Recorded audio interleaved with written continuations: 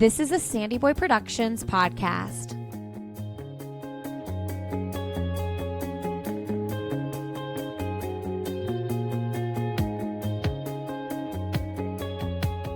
Welcome to Finish Lines and Milestones, a podcast to celebrate the everyday runner. I'm your host, Allie Bretnacher, and if you run, you're a runner, and every runner has a story. Join me every Friday as I share these stories and we celebrate finish lines and milestones together. Really excited to share this week's episode, as I always am. I first want to talk about the Indianapolis 5K and Monumental Mile that happened last weekend, June 21st on Saturday, and it was super warm. And I went downtown early, volunteered, then ran the 5K, then volunteered, then met up with my family and we ran the 1 mile, community mile, which is non-competitive. And then I volunteered some more and then helped break down the finish line chute and move barricades and tables. And that was hard. It was a long morning, but it was the best morning. And I loved cheering on friends that I saw running the mile and the 5K. And I got to volunteer as a co-captain of the finish line chute with my friend Ashley Haynes, who also sits on the board of directors for Beyond Monumental. So it was a super fun race. If you didn't get to join us or if you've never done it, earmark that for next year. It's a really fun day. And I hate running 5Ks, I've decided. It's just really hard to go so fast. That's the thing. If you're racing a 5K and you have your 5K pace, that's why it's hard, not the distance itself. And so I was reminded of that as I passed Ashley and she took a hilarious video of me saying that I hated it. So anyway, tomorrow I'm heading to Seattle area for my cousin's wedding on Whidbey Island. And I'm so excited. We're going, just me and my husband. My parents are going. Both my sisters will be there. And it's a lot cooler than it is in the Midwest right now. If you're in the Midwest, you know what I mean. It's like running inside an oven. And also related to this week's guest, I want to tell you about the next Run 317 race, which I spectated at the one that was in Carmel by where I live recently. But the next one is on July 10th, which happens to be my 39th birthday. And so if you are in the Indy area and want to join and help me celebrate, let's do it. I'm registered officially, so get on it. It's going to be so much fun. It's in Broad Ripple, and Run 317 hasn't had a Broad Ripple race for a while. So it's such a fun part of town. Really excited for that. And that's a great segue to introduce you to my guest, Johanna Kitchell.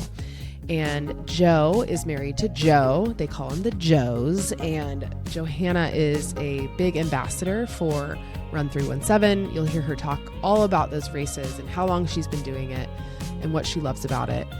And she's in the midst of a big comeback. And she's had comeback after having a baby. She's had a comeback after this big surgery that was literally, as I record this, it was a year ago today. And she also had a comeback after, unfortunately, being one of the women who has been attacked while running. So she tells all those stories, and we talk about the races she's done and her musical side. She's a music teacher by day, and I know you're just going to be so inspired and really love this conversation with Johanna. Enjoy. Hi, Johanna. Hi, how are you? Good, how are you? I am well. I'm enjoying the first few days of summer. Same. Finally, summer. We Yeah. asked for it. I know. And here it is. Although it's kind of gray today, but I'll take it. Yeah, totally. It's one of my first days that I don't have people in my house and I don't have school, and I'm enjoying that. Thank goodness. Mm-hmm. Yeah, so for people who don't know you, you're a teacher by trade. I am, yes. So summer's different for you than most people. It is. And I, without going deep into the teachers do things, but I'm very busy in the summer and I do a lot of stuff related to my classroom and my curriculum and stuff. But there is a big difference because our lives are run by bells and schedules. And I see all these people who are like, I'm going to go sit at a coffee shop and do work. And I'm like, wait, what's that like? And so while I do the work, I get to actually do it at a coffee shop like normal humans. Yeah. So that part's really nice. Yeah, it is probably so great to just mix it up and not have to be somewhere at a very specific time. Very specific time and not have a 30-minute lunch that doesn't include time in the middle and making copies and stuff. So I can kind of do it on my own schedule for a few weeks, which is nice. You're a music teacher or you're specific to music only? Yes. Okay. So I teach 6th, 7th, and 8th grade orchestra. Cool. So I'm licensed, I can teach general music and I have taught general music, which is the classes you may have took when you were in like elementary school or middle school. Yeah. And I've taught that in the past as well. But my primary focus is 6th, 7th, and 8th grade orchestra. So violin, viola, cello, and bass. So 6th graders are my beginners, and then my 7th and 8th graders are my like intermediate and advanced students. That's so cool. And that's what I do all day. I'm glad you explained like orchestra, like the instruments too, to me, because that was going to be my next question. Like, what is orchestra compared to like normal? Yeah, so there's band, which is like winds, woodwinds, brass, and percussion, and then choir singing. Yep. And then orchestra is a traditional like string orchestra is violin, viola, cello, bass. You can do full orchestra, which is what we call it sometimes in middle school, but often more in like high school and stuff. And then in like college and the professional world where you do see all the strings, but then there's also winds, brass, and percussion. Okay. So that's like a full symphony orchestra. We can do that, and I've done it in the past, but my primary day-to-day is just the 4-string instruments. Okay. Mm-hmm. Well, that's nice, because otherwise I can only imagine how overwhelming it would be to have the entire orchestra across 3 levels. Yeah, I mean, you get used to it and you figure it out, and high school directors do it all the time. Yeah. And I've had some experience doing full, but it's fun. I love the younger levels and the beginning level. Like, that's really my jam. I joke around like I was born to be a middle school or junior high teacher. That is 100% the right age group for me. Oh, so fun. I love it. I love my 7th and my 8th graders and my 6th graders. Like, most people are like, nope, no, I'm not going anywhere near it. And instead I'm like, please, more. This is where I am meant to be. 100%. And you are a cellist by trade? Yes. Okay. So my primary instruments, piano and cello. Okay. So I play cello professionally, you could say, where I have like a quartet. We play weddings and I play in orchestras and stuff, but then I teach all of them. So I can play violin at like a high schoolish level and viola and bass at kind of that level. I do have students who can outplay me on those 3 instruments, and every time we like joke around about that, I have to like look at my cellists and I'm like, sorry, I got you on that one. Yeah. But yeah, that's my primary. So. How did you get into music? My whole family was musical. My joke is like we were the family that sang in like 4-part harmony in the car growing up. Yeah, that's hilarious. So my dad was a pianist and trombone player. My mom was a singer. Her family was musical. And so it was like expected that we would start something when we were young. So my sister and I both were put in piano lessons. And then from there, as long as we like put in the work, we could expand to what we wanted. So my sister picked up trumpet and band in 5th grade. And where we grew up, orchestra started in 4th grade.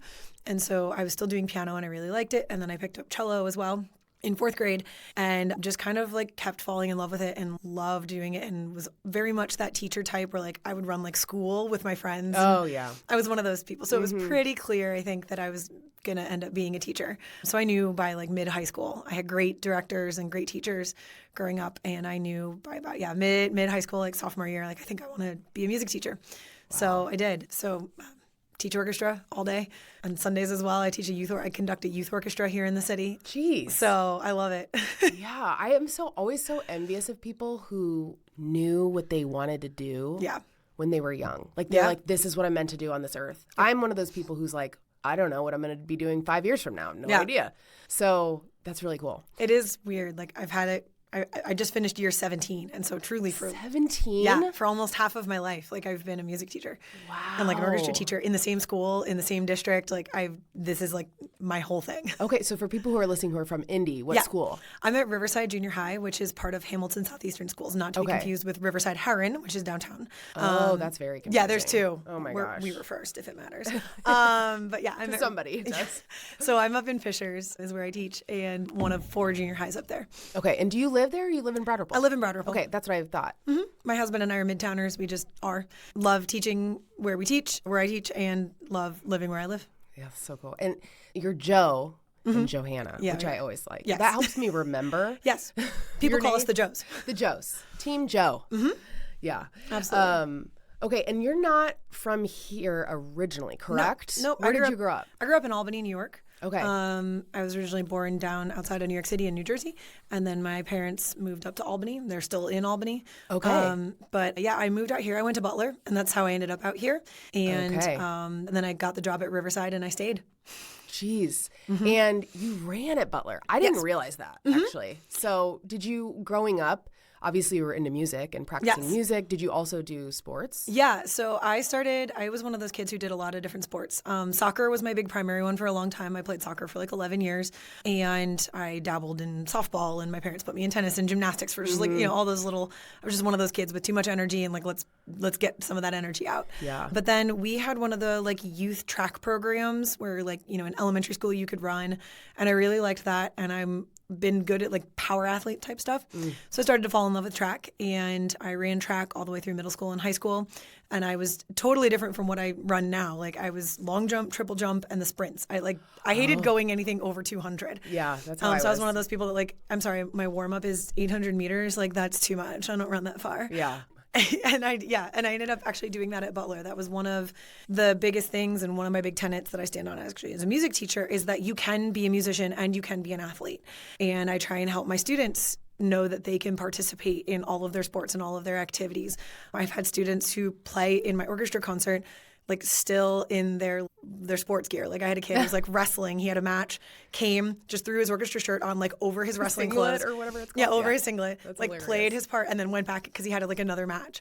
And so I'm always here to make that work. And I lived by that. Like I ran track and I played soccer and I was, taking piano lessons and cello lessons and in orchestra and in pit orchestra. And I wanted to do those things. And so that was actually part of Butler. Butler was one of the only schools that was like, you want to be an athlete and you want to be a music ed major, like we can try and make that work. And so I did. And I'm sure it's harder now. I feel like 2025 is a very different world from when I was a student, when we were growing up and the pressure on sports and the pressure on stuff. But I did. I made it work all 4 years. So I ran 100, 200, 4x1, long and triple for Butler. Wow. I didn't know that. Yeah. Before we exchanged emails before this, and I was like, oh, okay. Yeah, wow. That was my whole background.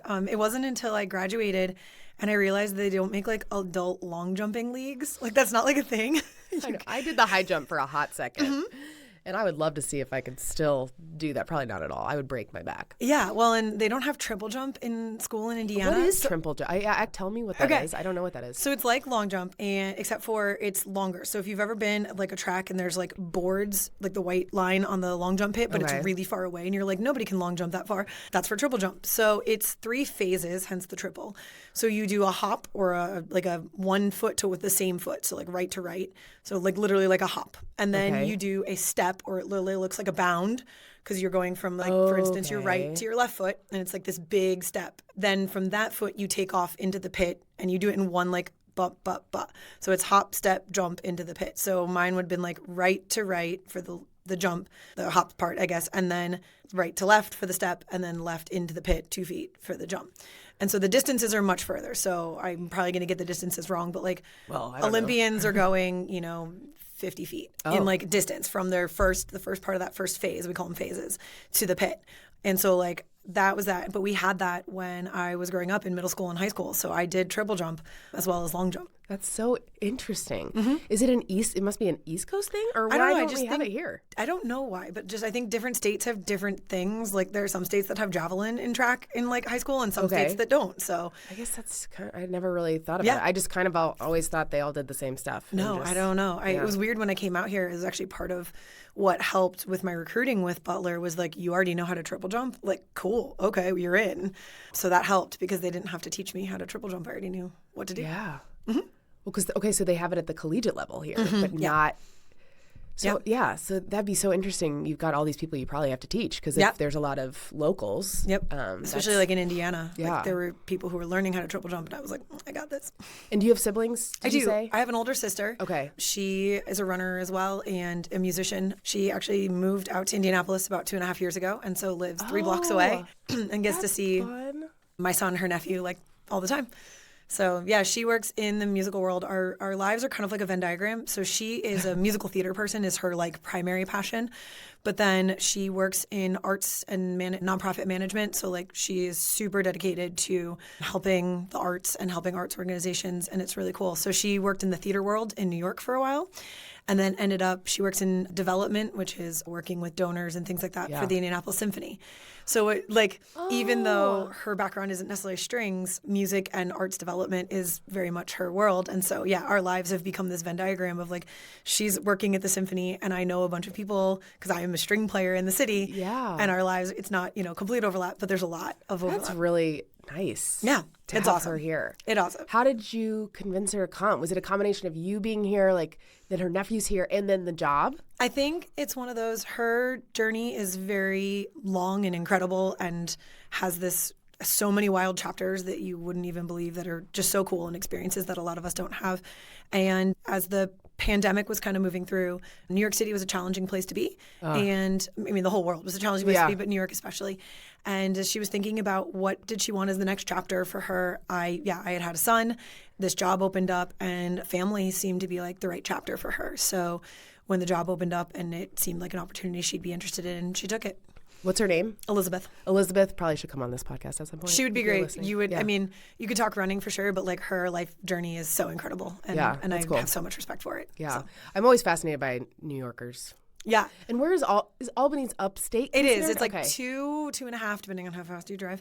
Hours north of New York City, like straight up. Okay. So we're actually really close to like the Massachusetts border and the Vermont border. So like you can easily go. I grew up skiing.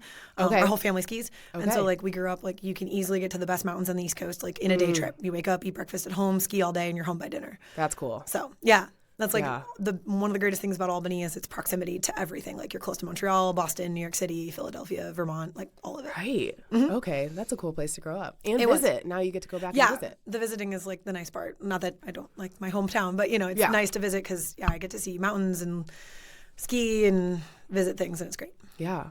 And how old is your son? He is almost 4. He'll be 4 next month. 4 already? Yeah, I know. Okay, yeah, so our youngest ones are close together. Yes. Yeah, okay. That's so fun. And what's his name? Noah. He likes to run. Yeah, that's good. I know. Because mommy and daddy run. Right. So. I'm just trying to instill the love of the sport and not push them into it. But I'm like, please love it. Yeah. I want you to love it, but I don't want you. Yeah. I don't know. Because I hated running when I was young because I was a soccer player. Mm-hmm. And it was punishment. Yes. Yeah, go do a lap of we had to go do like a perimeter is what we would get. We had to go do a whole lap of all of the fields. Yeah. I hated that. Yeah. Yeah. No, he loves it. He always asks. So we signed him up for the kids run that's at the Monumental, or not the Monumental, the 500 kids. Oh, yeah. I know. I missed that this the rookie year. run. We did the rookie run, and he was so excited. And my husband told him he signed him up for a race. And I think in my son's brain, like, it was long, even though like for 3-year-olds, it's 2 blocks. I know. The video is 38 seconds long. It's really short. But he wanted to practice. And so he kept, because he sees mommy and daddy train for their races. We have to tell him when we're going on a run. He always goes like, go win. We're like, no, it's just a practice run. Oh, that's so cute. So then now he wants practice runs.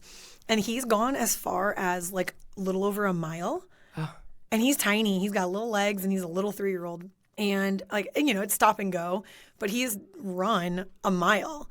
And I'm like, should I be proud? Should I be worried? Like, how far should a 3-year-old really be running? Like, however far they want, I think. We don't push it. When we've done these longer ones, I'm never like, no, let's do more. I'm like, do you want to stop? Because when he stops, I go, are you all done, buddy? He goes, no, I want to run more. Okay, then we'll go. Yeah. But the minute he's like, I'm tired, like, nope, okay, we're done. We're just going to walk home or we're going to do whatever. So, but he loves it. He loves getting into it. And he had so much fun in the race. And it's so cute.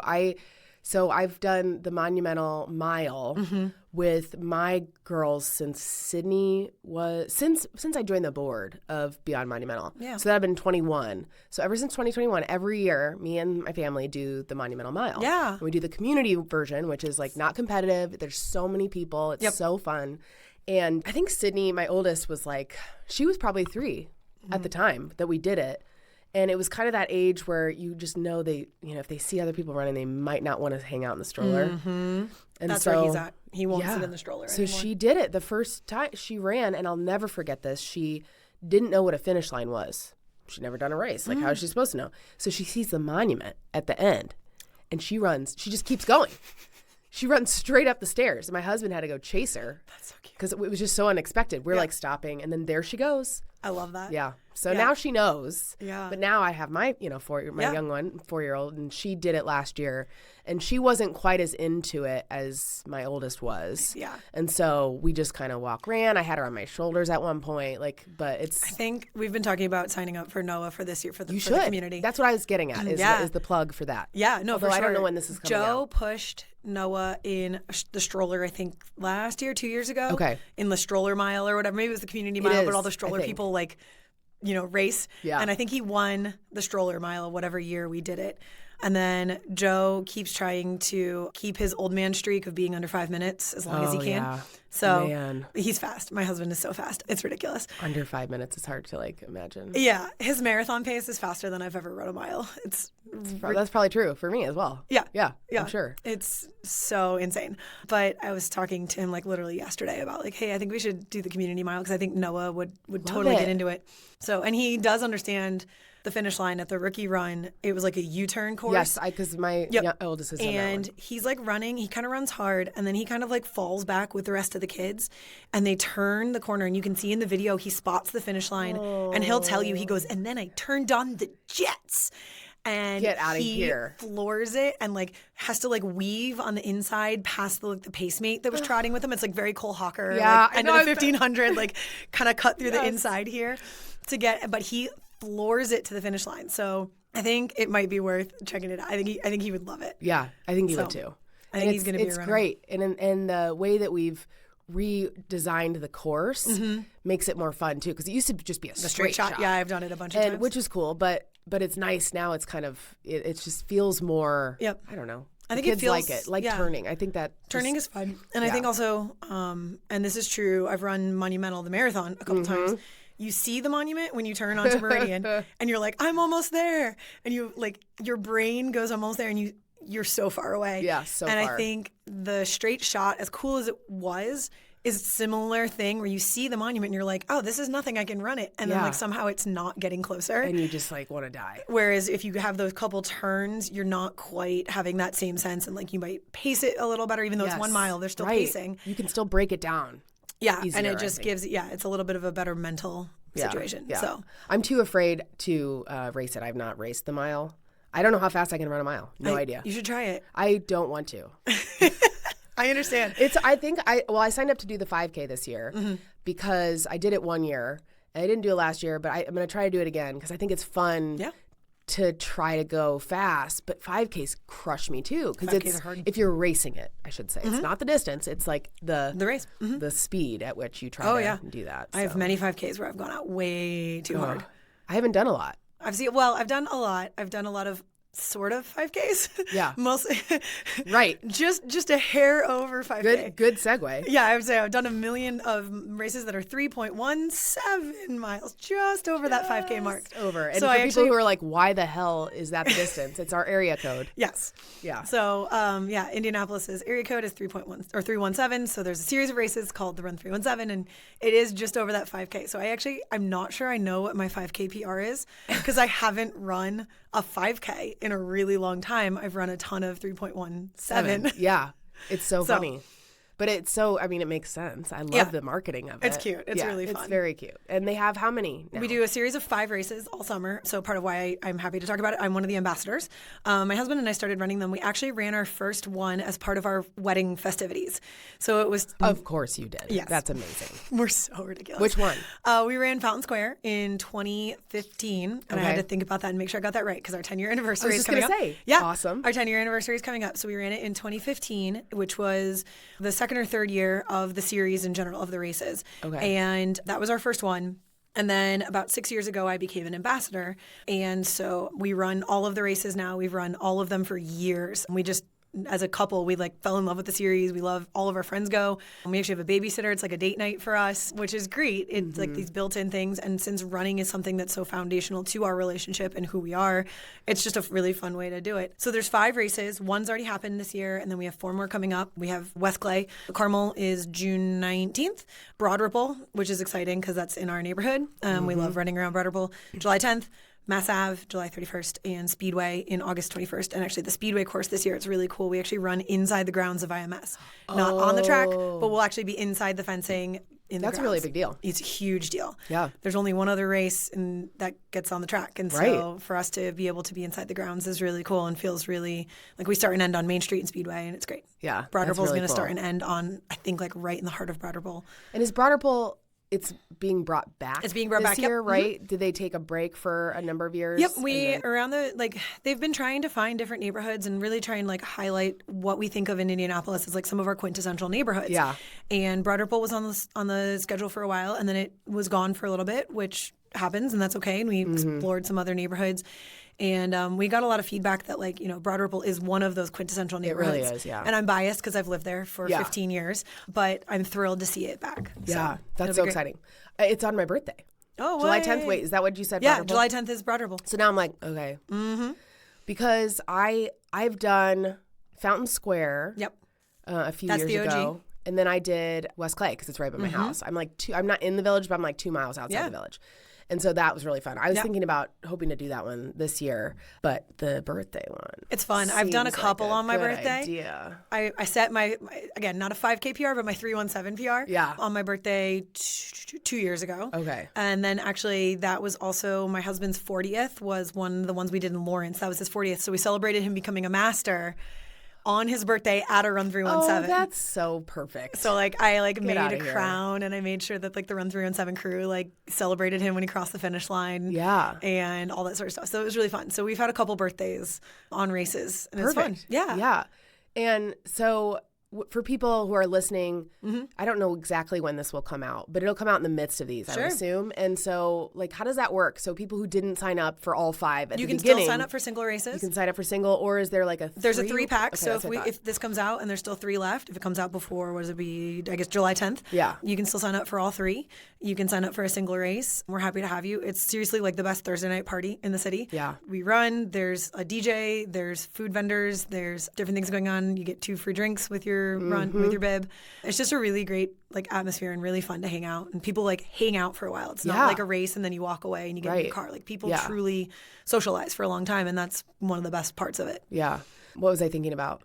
Well, I was thinking about the party, like in the recovery stuff at West Clay. Like there were Stretch Lab's always there, Normatech, and like Stretch Lab, and we had at Fountain Square just last week. We had one of the like cold plunge places. They had like the little cold plunge tub set up, so like directly after your race, you could like hop in a cold plunge.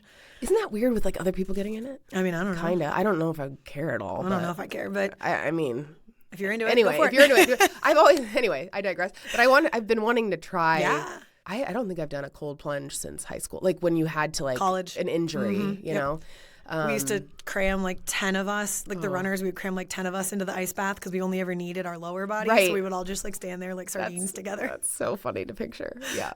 And then I was going to ask about medals, because have they always had medals, or is that relatively new? We've always had medals. So you must have a million. I do. And like, you know, we have them at home, or we find some of the charities that take the medals that use them for like. No, you don't donate. Children's hospitals. I'm sorry. At children's hospitals, I can't donate my medals. I do. For like anything that's under a half, I don't always keep. Some of like the special ones, like I do have some like I think the one that I set my PR, I've kept that one. Yeah.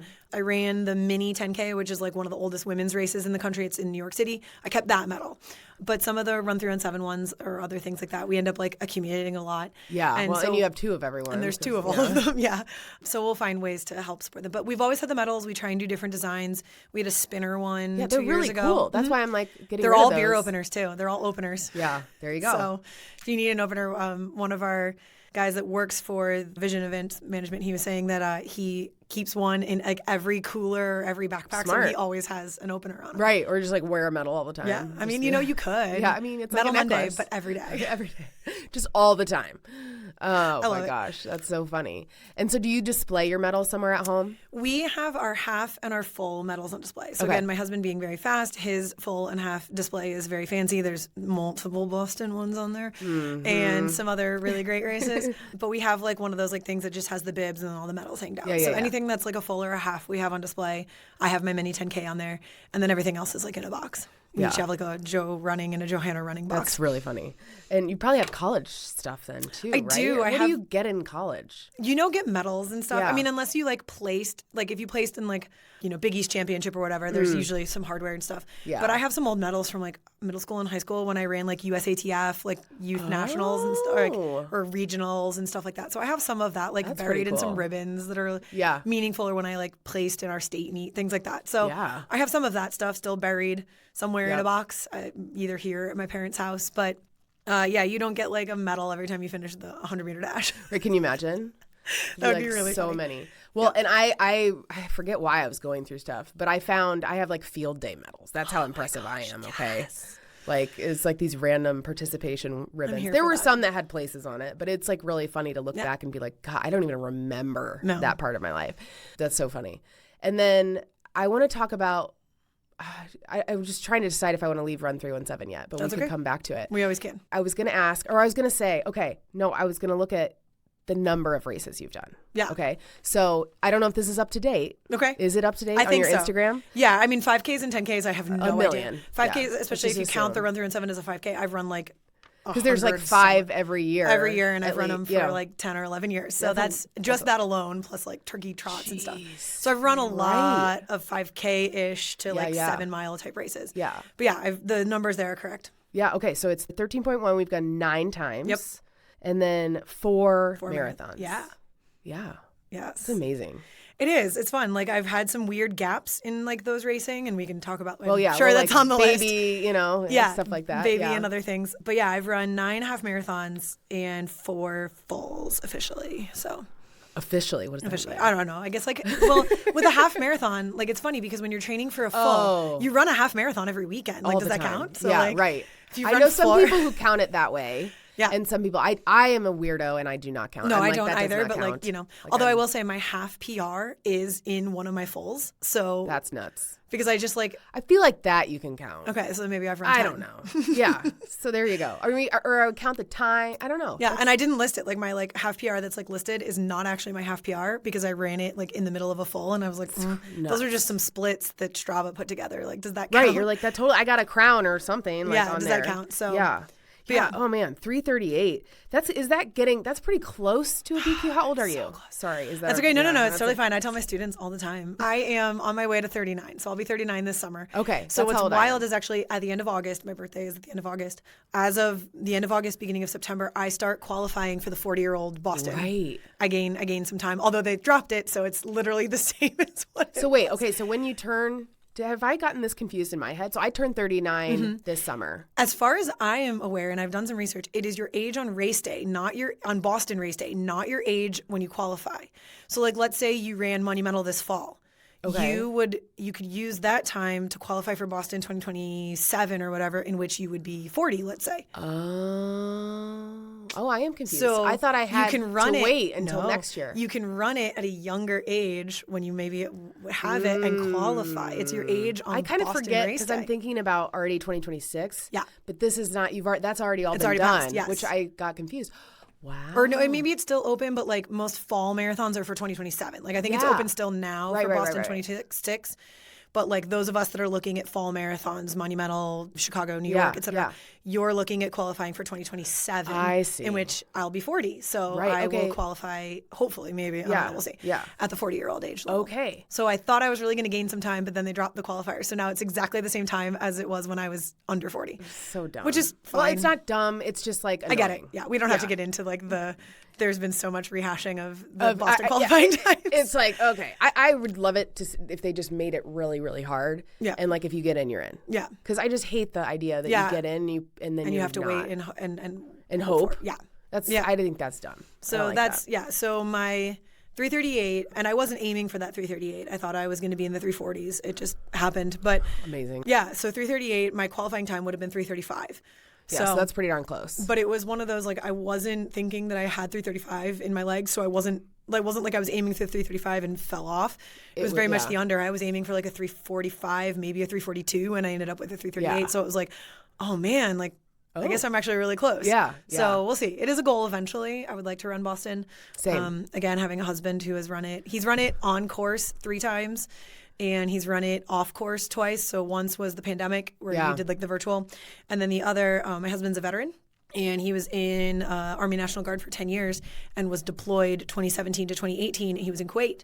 And a lot of these big races, the Mini does it here in Indianapolis and several of the big marathons, they send these like customized like race packages essentially to military bases, and they'll help them like lay out a course, and they have like banners and specialized bibs and medals and stuff. So my husband he loves to say he won the Boston Marathon in 2018 because he won the Boston Marathon Kuwait version in 2018. That's really cool. I would count that. I know, like he has like there's like a photo of him breaking the tape on base and like that's really freaking cool. it's really cool. So he ran it on base in 2018 in Kuwait. Wow. Yeah. So he won the Kuwaiti Boston Marathon in 2018. Well, gosh, congratulations, Joe. I know, right? And thank you for your service. Yeah. That's wild. Yeah. I didn't realize he was a veteran. I mean, I probably saw it at some point okay. somewhere, but that's really cool. Kuwait. That'd be a really hard place to run a marathon. It's very hot. So they started at 4 a.m. local time because of the heat. Because even in April, because they ran it around the same time. I don't think it was the same day, but it was like somewhere in that like March, April-ish time. I think like it's already getting up to 100 degrees in the middle of the day. So they literally started at 4 a.m. Kuwaiti time. And so he basically like, I think he said he went to bed, tried to go to sleep, slept for a couple hours, and then like had to be up at like 1 a.m. to run it. Wow. Wild. To get himself ready and to win the Boston Marathon Kuwait edition. That's really cool. Yeah, he got to run a couple. Like I think he ran like, I'm gonna get it wrong, but either like one of the Peachtree or like the Cherry Blossom, like one of like some of like those major races. He won the Mini that quote unquote won the Mini that year, but Kuwait edition. I didn't know they did that for veterans. That's really cool for active military. Yeah, and they like, send you stuff. And they will certify the course. So he actually used that time that qualified him for Boston 2019, where he actually was home and ran it on course. In 2019. Oh. Interesting. Yeah. Wow. That's wild. It's cool. It's a cool thing that they do for our service members so that they, like those that are interested in running or just want that experience, you do have some downtime depending on what your job is and what your role. And so my husband had a fair amount of training time. There's not a lot to do like hobby-wise and you're not really with your family and stuff. So right. What else are you going to do? I'm going to go run. If you're not working. Yeah. Yeah. So it was cool for him. And then he got to use that time. Yeah. Well, I want to hear more race stories from you. But first, I want to back up and I want to talk about how you met Joe. Yeah. Did you guys meet up? Did he go to Butler? No. His degree, he was IPY when it was IPY. Okay. His degree is an IU degree. So he was in the Kelly School in Indianapolis. We met through friends. In Broader Bowl? No. I mean, the real story, it's fine. I don't mind telling it. I was dating somebody else. He asked for my number and then never called me. But we were like in the same circle of friends. It's fine. Thanks, Joe. Cool. Yeah, it's cool. I mean, he figured it out eventually. Yeah. We were in the same circle of friends for like 2 years, and it was very much like a right place and right time and right person. So he, I was dating somebody else. He was not necessarily like ready for a serious relationship. I wasn't ready for one after, different things like that.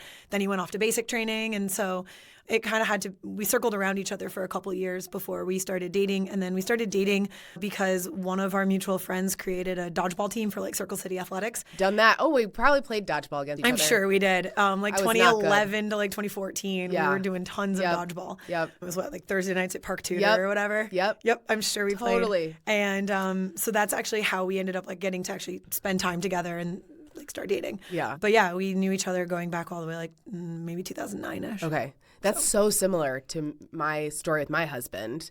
When I met him for the first time, I met him through coworkers because he replaced me when I left my first job out of college. He was hired as my replacement. But we never worked together directly, but I still was friends with people who worked there. So we met at like a pumpkin carving or like at lunch. Like one of those times we first met, I was dating somebody else. Yep. And I remember he's like, well, maybe I'll see you in Broader Bowl sometime. And I'm like, nah, cool. Yeah. Like, probably not. Like I'm dating someone else. But then like right after I broke up with that guy, it was like a month or two later. And then I wanted to be single. I was ready to be single. It'd been 3 years. But it just went 0 to 60 and here we are. And we got married in 2014. Okay. Yeah. So we celebrated 10 years last year. Congratulations. And we just celebrated, I was like, what month is it? We just celebrated our 11th There you go. anniversary. Yeah, ours is coming up in October. Yeah, so what are you guys going to do? I don't know. We're going to Denver this summer for a few days. We are horrible at taking vacations. We are like true millennial workaholic type people.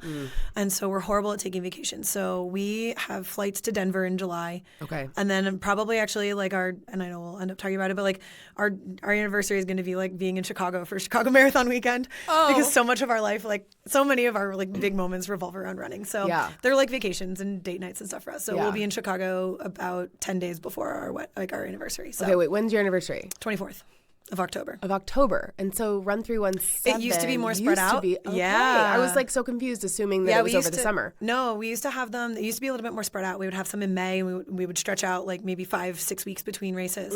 This year is actually the most condensed that it is. It's 3 weeks from every race to the next one. Yeah. So it's real tight, which I don't mind from my schedule. It's nicer to not have them during the school year, and we only have one during the school year this year. Yeah. But yeah, so we actually had some of them used to be in October, and we would actually like hand out like glow sticks and stuff because it would be dark by the time we were finishing running. So we would hand out glow sticks. We would encourage people to bring like their like light up their headlamps and stuff. Yeah. And the party would be like kind of in the dark afterwards. But That's now kind of it's fun. a little bit tighter, which is fine. So. Yeah. Interesting. Okay, cool. Yeah, so your 10th wedding anniversary. 10th is coming up Chicago, and we'll be in Chicago. Yeah. With, 50,000 of our best friends. Yeah, perfect. I mean, what better way? Because again, like you said, your relationship is so tied around running because you both love it. Mm-hmm. I ran the Chicago Marathon with my husband, Zach. I forget what year it would have been, 11 or 12 maybe. And that was he was like, I'm one and done with the full marathon. So I'm like, trying to I totally slowly get him. Too. I was totally want to get him back, but we'll see. He'll do the mini. He didn't do it this year, but he usually does the mini. And Joe did the mini for the first time this year. Not the first time, first time in a long time. Yeah. So he did it this year. Yeah. Was he an elite? Probably. He was 93rd overall. Okay, cool. Out of what was it, 20,000 runners? It's not fair. Yeah. It's and not they fair. stopped. I heard they stopped doing the double medals. I think so because he didn't come home with 2, which I was kind of bummed about. I am so disappointed because he had worked really. He was working hard. I know. How can you just do that and then just stop? I know. Because I told this guy, Sal, who was on this podcast, Escamillo, he is really fast. Mm-hmm. And I was like, you're going to get another medal. Yeah. And so he said afterwards, I felt so bad. He's like, I was trying to find the other medal. Nobody gave me 2 medals. That's a bummer. And I just thought, well, I guess it had something to do with the sponsorship. So if somebody sponsored you're listening. Yeah, come on. Find a new sponsor. What are you doing? Get back to this double medal thing. How can you just skip it for a year? That's so mean. It's part of the tradition. Yes, I don't like that. Yeah, he was super. He's really fast. People always ask oh my God, do you guys run together? And I'm like, we run simultaneously. Yeah. My really super hard workout is his easy run. No, it really is though. Yeah. Oh my God, it's ridiculous. Yeah, we run simultaneously. We'll high five on the Monon when we pass each other. That's cute. And we once handed off. We had a dog for a long time. We once handed off the dog. She literally U-turned. We were passing, and he threw the leash, and I caught it, and the dog U-turned and went off with me. And she's probably like, thank God. Yeah, probably. But we have run, I think, precisely 3 total miles actually together. But I've been getting a little faster, and hopefully I'm going to be getting faster again soon. And if I can get down, I have a goal of a 140 half, and he could pace me on that. Yeah, that's nice. Where it'd be comfortable for him, but not painfully slow, and it would be work for me. Yeah. Because he does a lot of pacing work, and he's paced some 140 halves, and he's paced some 320 marathons, which is a 140 half. And so just wild to I know think that's about, pacing right? work for him, where it would be hard work for me. Yeah. So it's a goal, because I just I don't know that he finds that very exciting as a prospect, but I think it'd be really cool to have my husband pace me in a half. Yeah, right. I know. And I'd just be like, everything I say, just don't hold it against me when it's hard. No, and he's he's the one that convinced me to, as we, again, no adult long jumping leagues. As we started dating, I would run a mile or so here or there. And then we started dating, and he, our first, this is so nerdy. Oh my God, this is how nerdy we are. I love it. You're in the right place. Some of our first dates were workouts, because he was training for Monumental, and he had a weird work schedule at the time. And so he was doing speed work on Fridays and long runs on Mondays. And so we would do Friday night speed works at IU, IUPUI, whatever you want to call it now, IU Indy's track, which is where Butler used to host meets too. So I was really familiar with that track, because I spent 4 years running around that track or jumping on that track. And so we used to do speed work where he would do these 800s, and I would do 400 with him, and then trot, and then we would trot a lap, and then we would do the next one, and then go get dinner. And those were literally some of our first dates. It's so silly. It's so adorable. We took engagement photos in running clothes on the track. Yeah. At IUPUI. So yeah, I had almost even forgot about some of that. That's so funny. But that's all we have ever run together, because he is too fast for me. Yeah, well, it's okay. It's okay. At least you can. Yeah, you're gonna be. It helps to have somebody help you then. Yeah, and he's again, he's just always been encouraging. As we were dating and stuff, he was you can totally run a half marathon. Yeah. You can totally. So my first half was the mini would have been 2013, sounds right. Okay. And I was I'm never doing that again. And then I totally signed up for another one a few weeks later. So that's kind of how it got started, was him being into it and convincing me that I could. Perfect.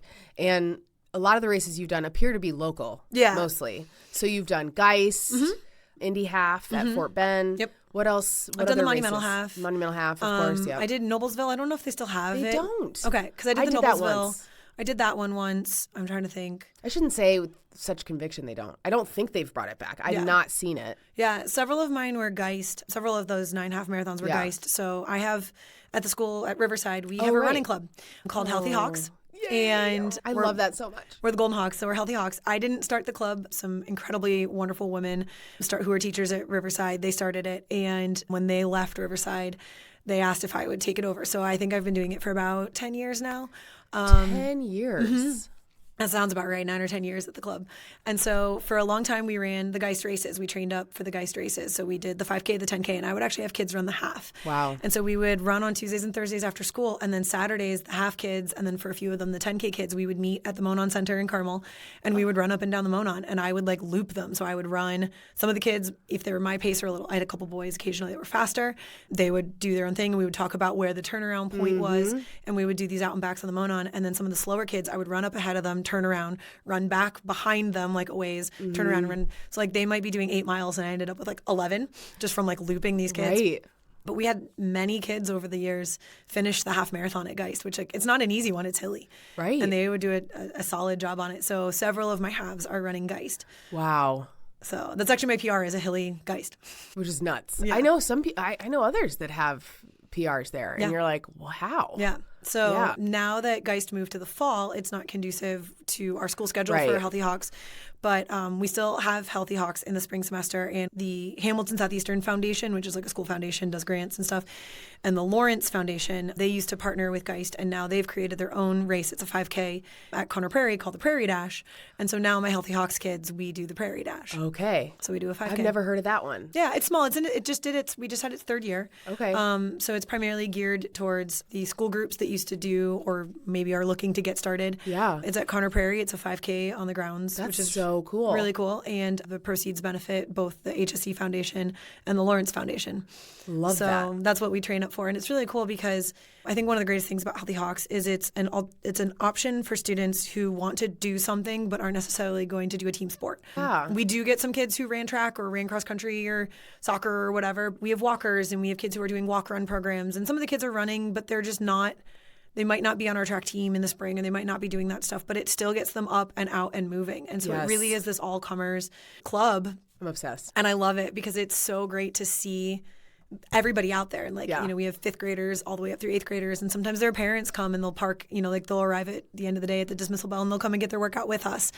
And so Riverside we have huge property and we have grounds that we can run on and trails and stuff.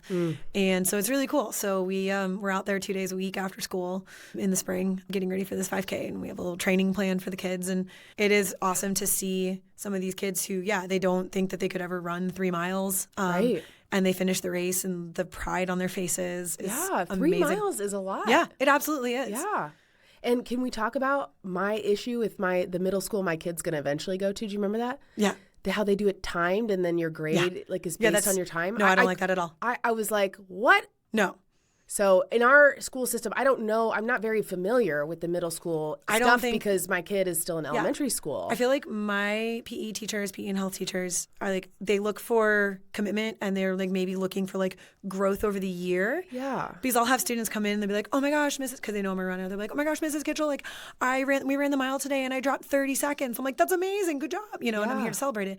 I don't care what that 30 seconds was and like what it was before and what it is now. Like, I don't care. I'm happy to celebrate you. But yeah, having like your grade based on your time is not okay. And I was thinking about that, like even if, let's say they like put a plan together and they're doing, I'm just like, I still don't care. Yeah. I don't care if you train for it.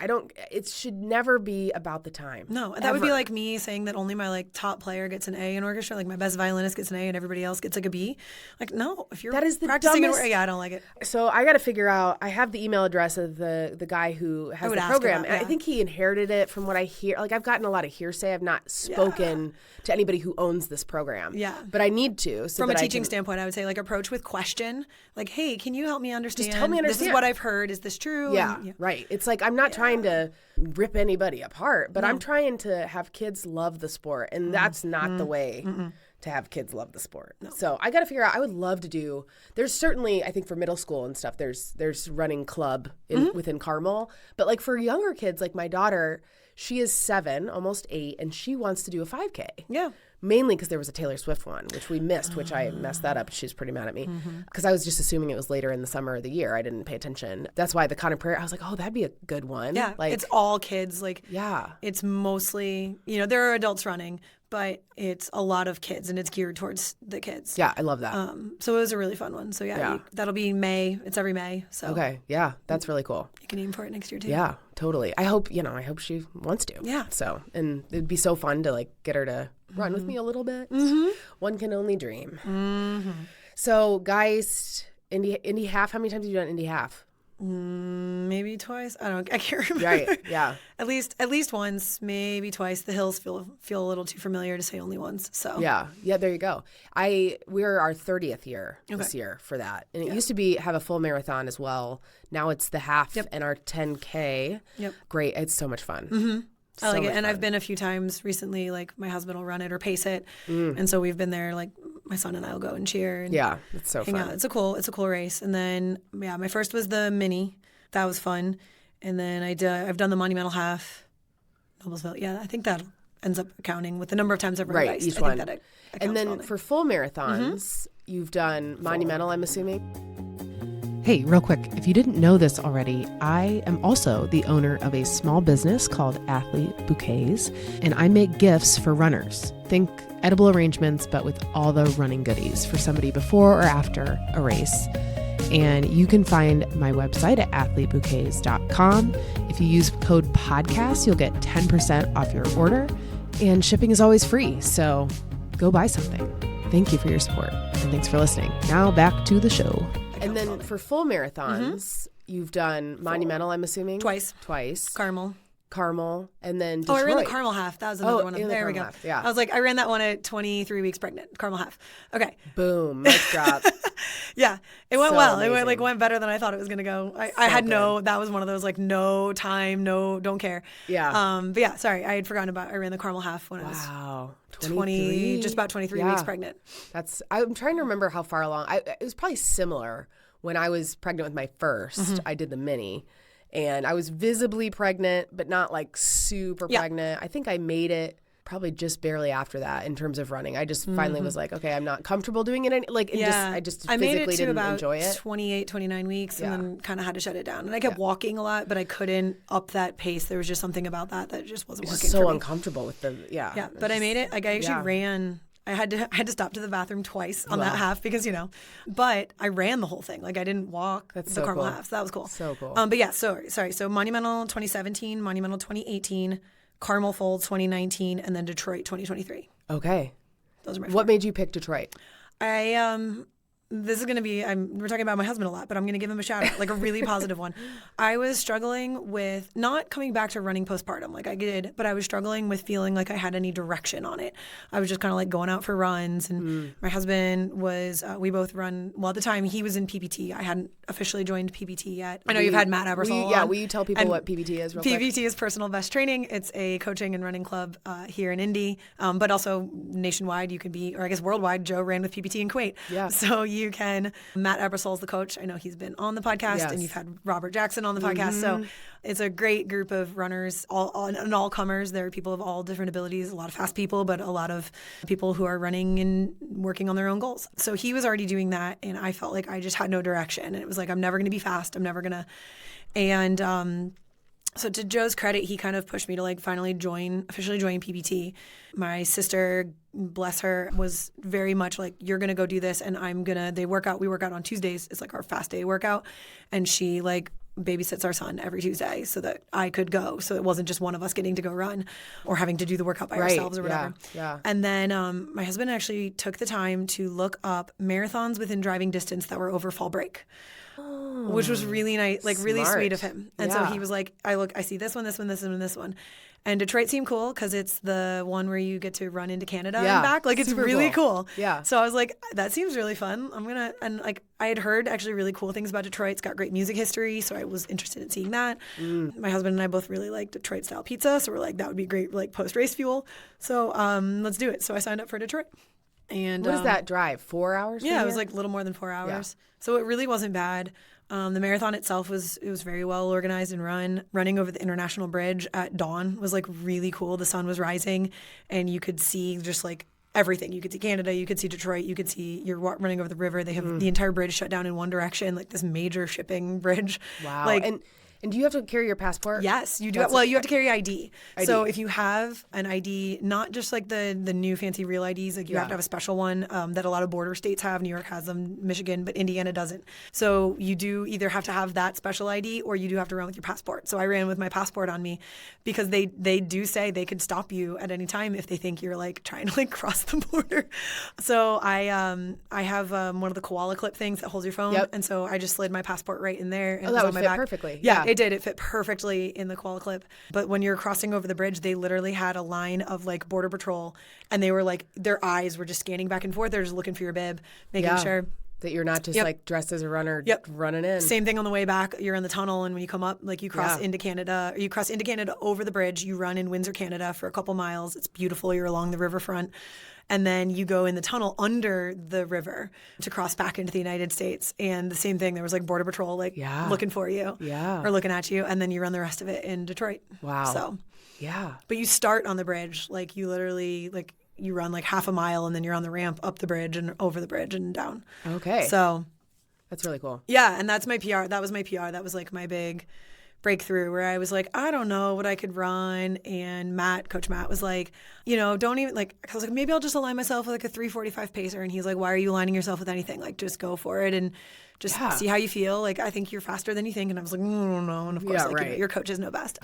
And so I did, like, stupidly, not stupidly, but I aligned myself with a 3:45 pacer because I was like, I don't know, I'm so nervous. Yeah. And then by the time we were, like, on the bridge, I was like, this is too slow. This isn't going to, and not like a too early, I'm going to push hard. It was just like, this doesn't feel right. And so I just, like, very carefully and naturally let myself drift ahead. Yeah. And one of my friends just reminded me last night as I was prepping for, to talk to you today, one of the like biggest things I did is I didn't look at my watch. I started my watch and I had arm sleeves because it was chilly. Yeah. And I pulled my arm sleeve over my watch and I never looked at it again. I never pulled it up. I forced myself to not check it. And I even found myself, I think once or twice, like looking down, realizing that the arm sleeve was over it and going, nope, don't do it. You can't do it. Don't do it. And so I kind of just drifted in no man's land for a little while. And I saw my husband twice. It kind of makes the marathon makes like a loop up and back. And so if you stand in the middle, you can easily see people. I think it was like mile 12, maybe like mile 15-ish. And so he saw me at 12 and he's like, you look great. Like 3:40 is just ahead. And I was like, nope, don't want to hear that. I don't like 3:40 is too fast. That feels too fast. Yeah. And then when he saw me again at mile 15, he's like, you are steps away from them. Like you could get them. And I was like, but I was just kind of like running steady. And I did. I ended up catching the 3:40 group and thought to myself, like, just tuck in here. Don't push too hard. You haven't done a marathon in 4 years. Just like, hang in there. Hang in there. So, and they were like a really friendly group. They were all like, they'd given each other like nicknames and like, we're chatting, and like, where are you from? Like all this sort of stuff. So tucked in with them for the next fair amount of miles. And then at 25, and in the, marathon math, I'm trying to do the math. Like if I started with the 3:45 group, but I've caught the 3:40 group, how much time, which you can't do at mile 20 in a marathon. You cannot do math. No. So I was like, I don't know. Like, am I going to be under 3? I don't know. Yeah. Let's just keep going. Like, don't think about it because you might blow up. And so the fatigue was setting in, but I was still like feeling okay. And at 25, there was a water stop and the group kind of dove for the water stop. And I missed like reaching a cup and they were kind of slowing for it. And I was like, nope, missed it, not going back, just finish. Go. And so then I just like eyes forward. So I ended up leaving the 3:40 group because they were at the, not like full stop at the water stop, but like that sort of slowing for everybody to grab. And I just kind of kept going and came in at 3:38:49 or something like that, 19, something in that range. But yeah, I didn't know what my time was because I hadn't looked at my watch. I hadn't thought about it. I had no idea what it was. That's so I knew fun. It was going to be somewhere around that 3:40-ish range, maybe under, but again, can't do math. Right.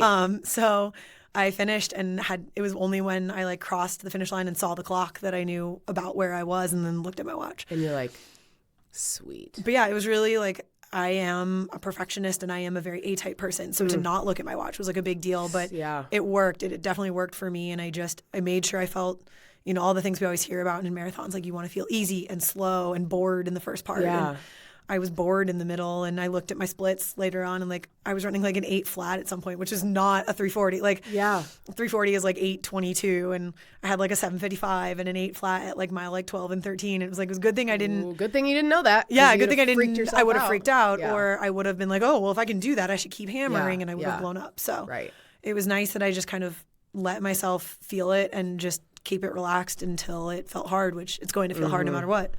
So yeah. Wow, that's so cool. it was a really cool feeling, and it was something I was really proud of. Yeah, you should be. Especially talk about a little bit more about coming back postpartum. Okay. So, I have 2 comeback stories, obviously. But yeah, I mean, I had a pretty healthy and easy pregnancy, and I was lucky in that. I did have a little bit of issue with like my adductor pain, which is very common, which is what stopped me from running. It's common in women. And so coming back, I lift as well. I lift with a trainer. It's just one of those going back to being a sprinter. Like I'm a good power athlete. So I like lifting. So I was able to go back to that after 6-7 weeks. I was feeling okay. And then the running coming back was just slow. And I really tried to make sure I listened and, had some PT work to actually rebuild my core and everything properly and not push it. And I did a run walk combo for a long time and then just slowly started to build it back up. And it wasn't until, my son was born in 2021 and I didn't really start running seriously or even trying anything serious until well into 2022. And then that's where I kind of fell into that. I'm just kind of running aimlessly. What am I going to do? And then in 2023 is when I joined PBT and actually started doing workouts. But I think in some ways it was good. I waited a fair amount of time because it allowed me to really heal and make sure that I was ready, my body was ready to go. Yeah. And everybody's different. There's some women who are ready to get back out there right away or some women who run up until their due date. And I was lifting. I lifted. I pushed a sled, one of those, sled pushes. Yeah. I was literally pushing a sled, the day before my son was born. Wow. Yeah. So I lifted all the way up until my due date. I just couldn't run the whole way. But, I think actually lifting helped a lot because I had a lot of strength and I knew how to engage and work muscles in different ways. And I think it helped. Yeah. Well, I always also find it so amazing what women's bodies are capable of, but really that I always thought that my fastest years were before I had kids. I was well, yeah, certainly you can't be faster after you have kids. You're so have much more faster. Energy and you're old, and it's just not the case. No, and actually I'm in a comeback right now, and I ran the last run 3:17. I was I don't think I can do anything all that crazy. And I ran a pace that was not far off of my PR. And it's I still have that in my legs from a year, almost 2 years ago now that I'm building back. So it's still there. You can still totally do it. Yeah. So my sister's coming back from a surgery and I'm trying to encourage her, right. It's still there. Yeah. Still there. You still have fast years ahead of you. Do it. Yeah. Yeah. Yeah. Oh. I love that your sister runs too. Now, how are you compared? Do you guys run together? Can you run together? Yeah, she's my favorite training partner forever. She's my forever running buddy. She's coming back from her surgery. It's really funny. She moved out here and we've been trading off some injury things. Great. So it's actually been really hard for us to run together. We try to as much as we can, or we walk together. Yeah. But she's a runner. Until Detroit, her marathon PR was faster than mine. Her half is still faster than mine. And she was part of what got me running a marathon. Was when my husband went deployed, she was so what are you going to do? Why don't you run a marathon? I was I can't run a marathon. Marathons are stupid. And she was train for a marathon. Let's train together. So she was living in New York, but we trained for Monumental together to help kind of keep me busy especially the weekends are hard when we didn't have kids at the time, so you're just home alone all the time when your husband, when your family is deployed or whatever. Yeah. So it helped fill some of that time and give me something to do. So that was actually why I signed up for my first marathon. Was my husband had been pushing me for a long time, and with his deployment, my sister was let's do it, we'll run it together.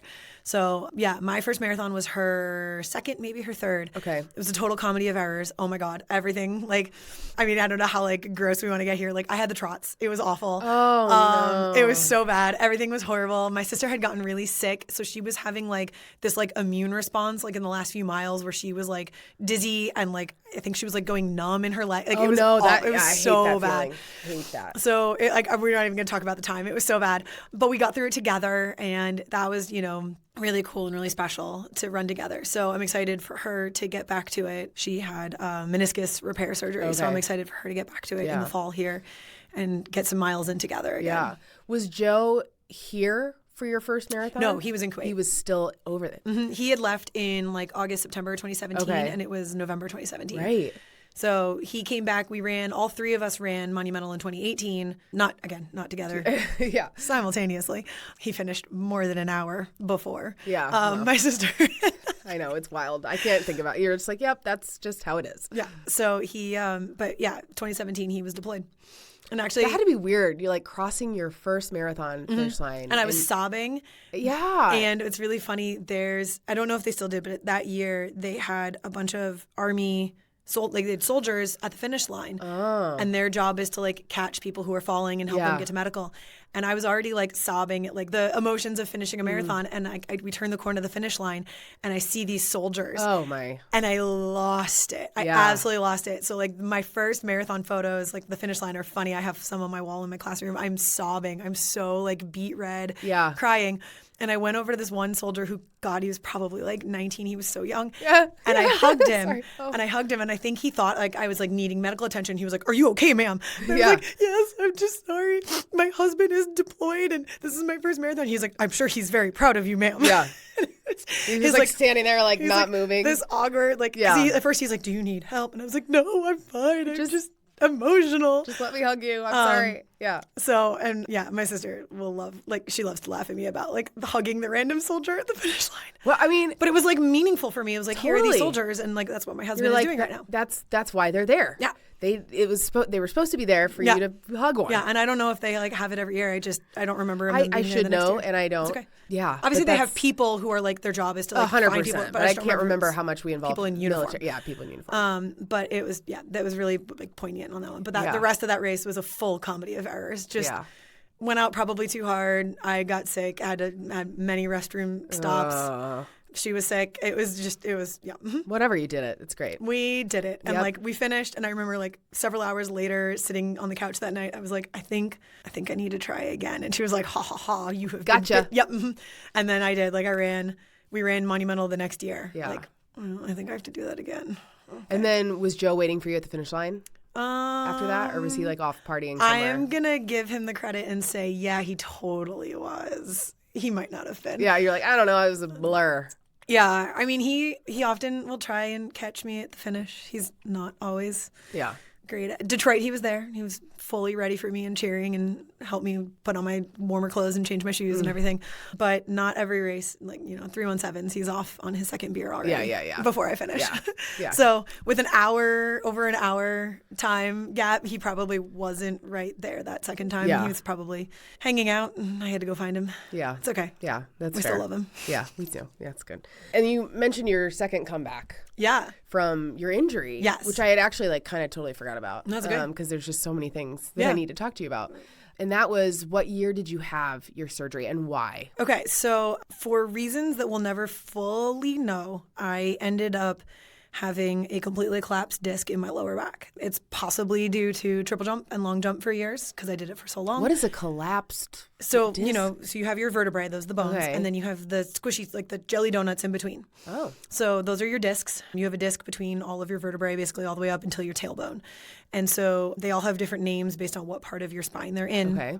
So your lower spine is called your lumbar area. It's like you have a lumbar pillow or whatever. Yeah. So the discs are all like, you have like an L4 vertebrae and an L5 vertebrae and the disc in between and things like that. And so whether it was triple jump or long jump or an injury at the gym, because I've like popped my back, out of place a few times or whatever. Yeah. I had a disc that was over many, many years, truly almost 2 decades. I mean, I was in college 20 years ago. So over time, getting worse and worse. And I was having like back pain and it was fine. It was manageable. And then it would like get a little worse and I would go see another PT or a different type of PT or whatever. And I was in a chiropractor all the time. Yeah. And then for a while it was managed with steroid injections and all this sort of stuff. And all this time I just keep running on it because I could. Yeah. And I would have pain and issue, but it was getting worse and worse. And it got to the point where after my son was born, actually pregnancy kind of helped because like the relaxin hormones that you get actually kind of helped a little bit. Interesting. And I was lucky that my son in utero did not push on my sciatic, which happens to a lot of women. Yeah. So I was lucky that didn't happen. But after that, you're sitting a lot, whether you're, rocking your baby, nursing, feeding bottles, whatever it is. And sitting was a challenging position for me. And just a lot of things, and it started getting worse and worse, and I stopped responding to steroid injections. I stopped responding to chiropractic work, and I got to a point somewhere in that like 2023 world where I couldn't sit up long enough to eat dinner as a family. I couldn't. Car rides were excruciating for me. Actually, to get to Detroit, my husband drove, and I had to lay the car seat back the whole way, like to get there and back, because I could not sit up in the car. And you're like, oh yeah, this is getting bad. Yeah. And, from a mental health standpoint, it was getting really hard. I was a grumpy person because I was in pain all the time. I couldn't sleep. Yeah. Even once my son was sleeping through the night, I wasn't sleeping. I was just in pain all the time. And when you spend that much of your energy fighting pain, you're a miserable human to be around. You don't have the energy to do things. I stopped wanting to hang out with friends and wanting to do anything because I was just in so much pain and I was so tired all the time. Yeah. I would do my schoolwork laying on the floor, laptop on the floor, and it was awful. And so the big crux was after Detroit, so late 2023, early 2024, I started having nerve pain all the way down into my left foot, and it was radiating out of my shin to the point that it was needles. I would sit there and punch my shin because it was so bad. And I had a few people who were go in and see a doctor again. Because I had some consults and they were like, yeah, you could do this or you could do this. And I never wanted to do the big scary surgeries because those are scary and you never know what the outcome's going to be. Yeah. And so I went and had a few more consults. I was finally kind of pushed by some people. I literally had a friend who set up a consult for me. It was here, this person's going to call you. They're a scheduler and you're going to take the call. And I was okay. And so I ended up, basically everybody was your disc is completely dead. So the disc was compressed and so it was bulging. So some people can have small bulges that can can go back in. You can do PT and stretching and it'll kind of settle itself. Yeah. Some people can live with their disc. It's not pushing into their nerve column in a specific way. And so they have a bad disc and they're okay. And then there's people like me who if I were to show you the x-rays or the MRIs, you'd be like, that is wild that you were living with that. So the disc was completely compressed and it was bulging out the way that a clock from a Salvador Dali painting looks like. It was dribbling down my spine essentially. And it was pushed directly into my nerve column. And it had been so long and it was so much of a thing that there were no other options. So last June, almost a year ago, June 25th, 2024, I had lumbar fusion surgery. So it's the big fix. This is not conservative care. This is maximally invasive surgery. Yeah. It's not minimally, it's big. So they went in and they literally removed that disc.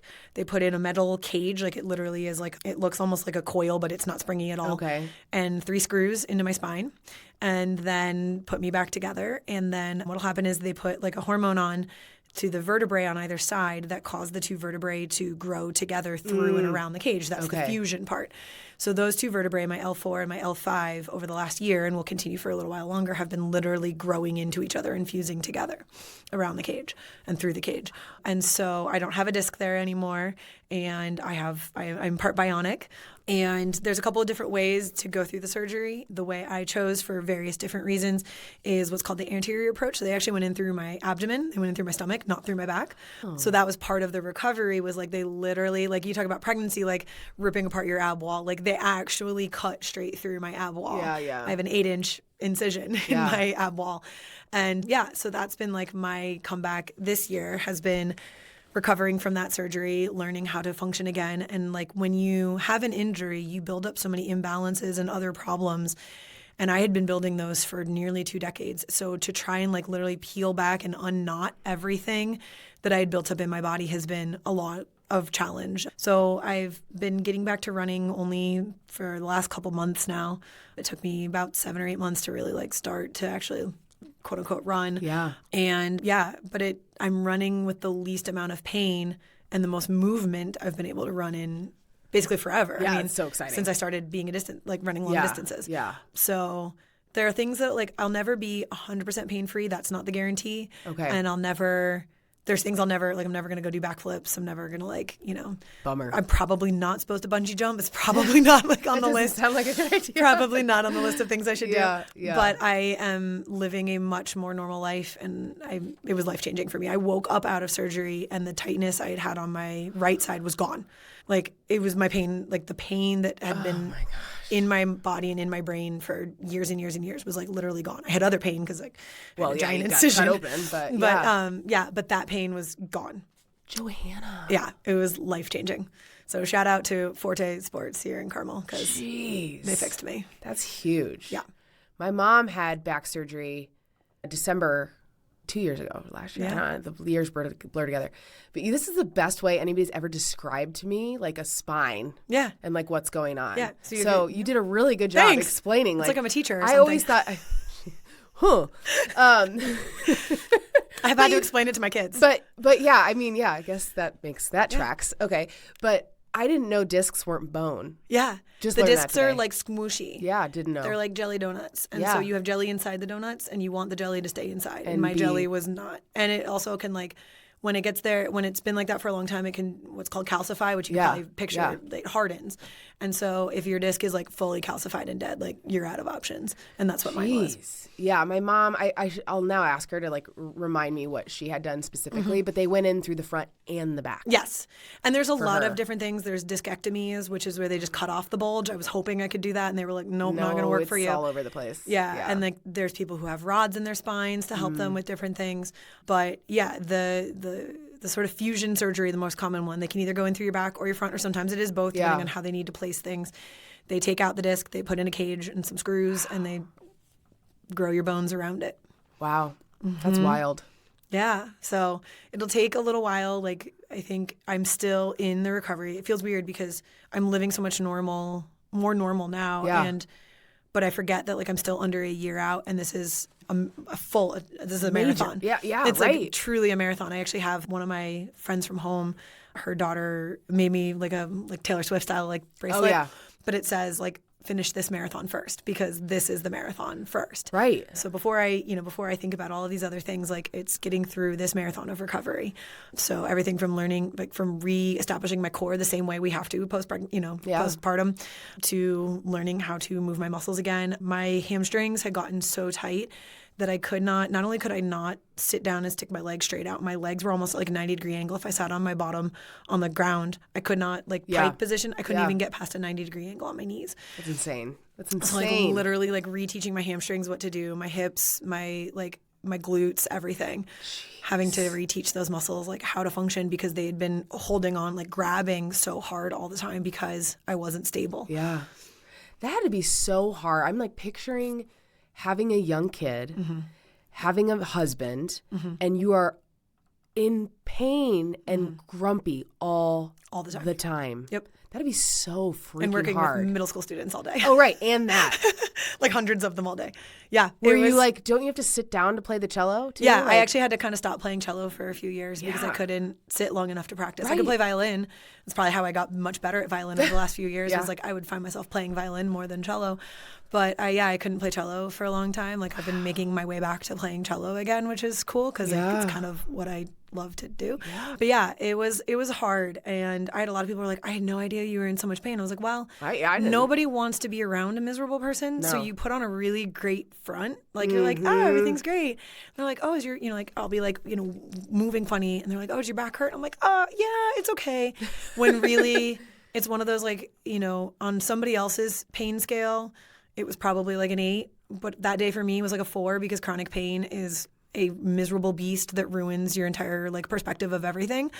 And so my pain scale was totally different, because if every day is an 8, then eventually that becomes a 4. Right, because what other choice do you have? Yeah. So the only other choice I had was quit my job, quit being everything, and just climb into a hole and become a vegetable. Lay down and just be a complete vegetable. Yeah. And so it wasn't until the nerve pain down my left leg got so bad that I couldn't run. That was my wake up call, because I could be well, I can run, even though it was ridiculous that I had to lay down on the way to Detroit. That should have been my wake up call, but it was the nerve pain that made it too hard to run, and that was okay, I have to do something. Fine, because I'm not going to give up running. Yeah, that is runners are so stubborn. Yeah, we are.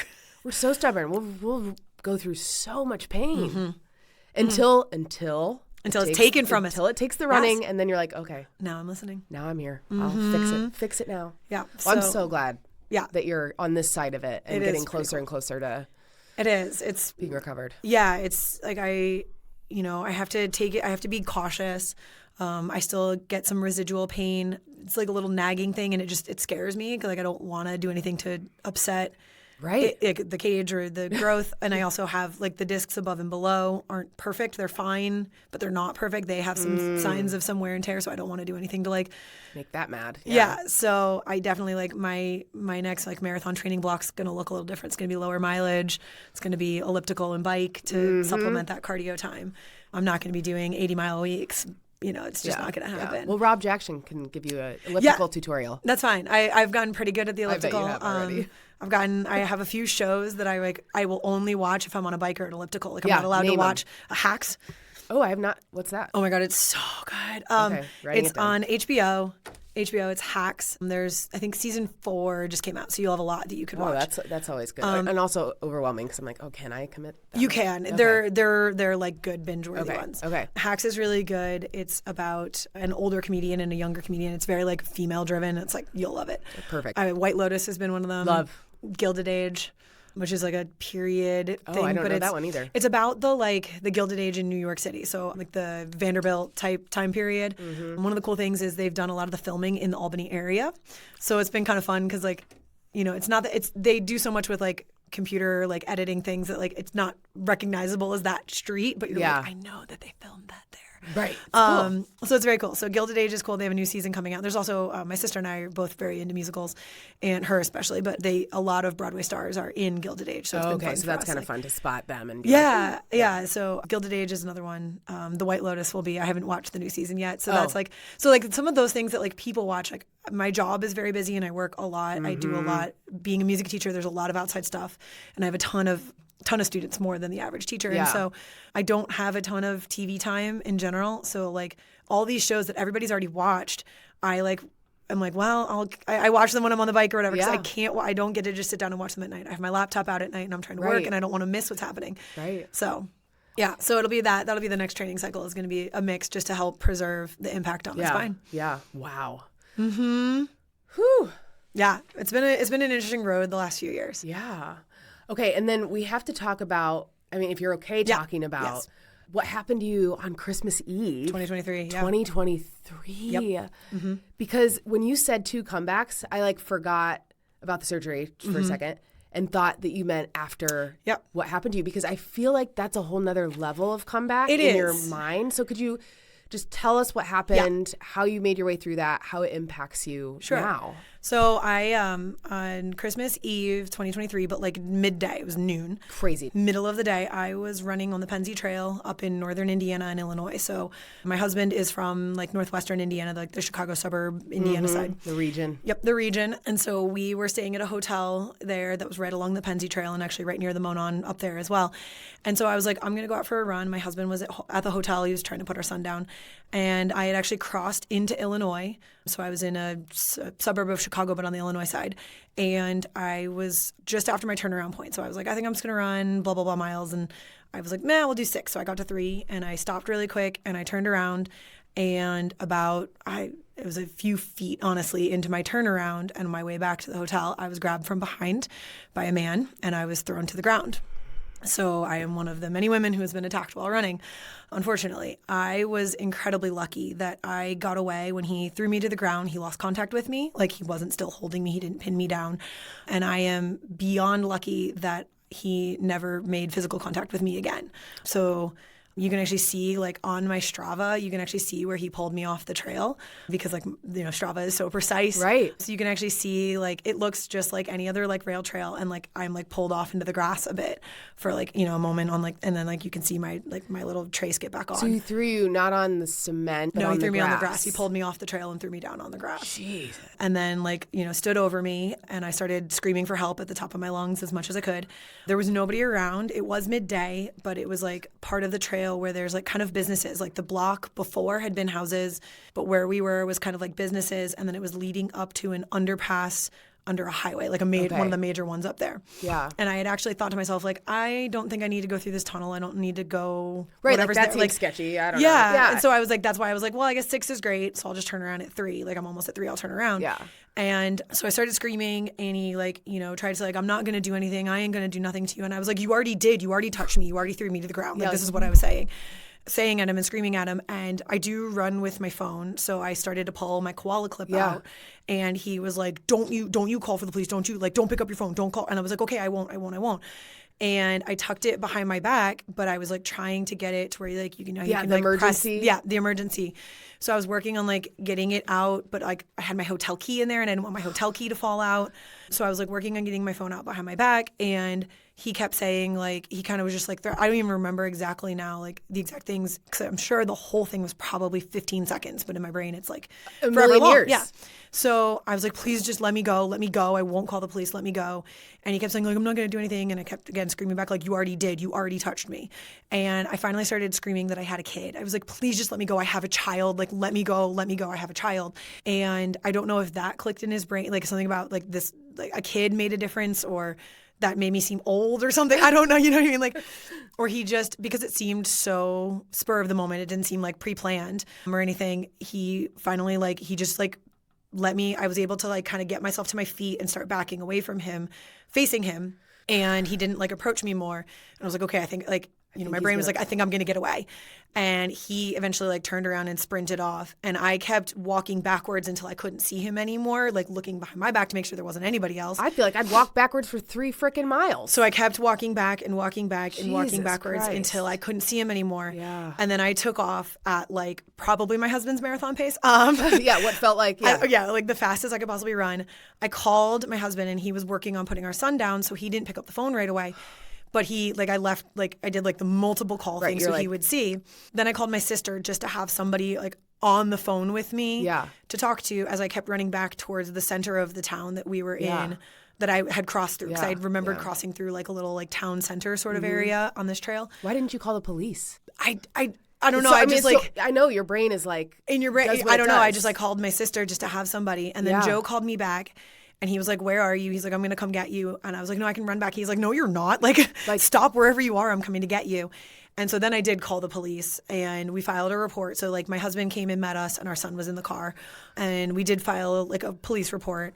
And yeah, so then he drove me back to the hotel and I like stains on my shirt. And like I said, you can see like on the trail, like on my Strava, like where exactly where it happened. Like I actually like screenshotted that. That's how I found out that I could see it on Strava, was the police were asking like where? And I was like, I don't know. I'm not from here. Yeah. And I was like, wait, hold up. And I like saved, like stopped my run, uploaded it to Strava, and then like was like able to pull up like the exact spot on the map. So yeah, so we filed the police report.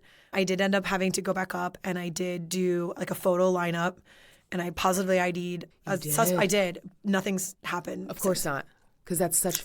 Anyway. Yeah. So, I mean, I'm incredibly lucky that nothing worse happened to me because in so many of these stories, it's so much worse. Yes. Aside from some minor scrapes and cuts from being thrown down, I was physically okay. Right. You know? Physically is the right... Yeah. I was physically okay. And unfortunately, in too many of those cases, like, there are worse things that happen. And so I'm lucky in that sense that for whatever reason, he like backed off and let me go. Did you, okay, so when you were running, how many other people did you see while you were out on your run? I mean, it was like noon on Christmas Eve. So like not a ton, but also like I was, you know, passing through like that little town square. There were cars and some people out and about. Yeah.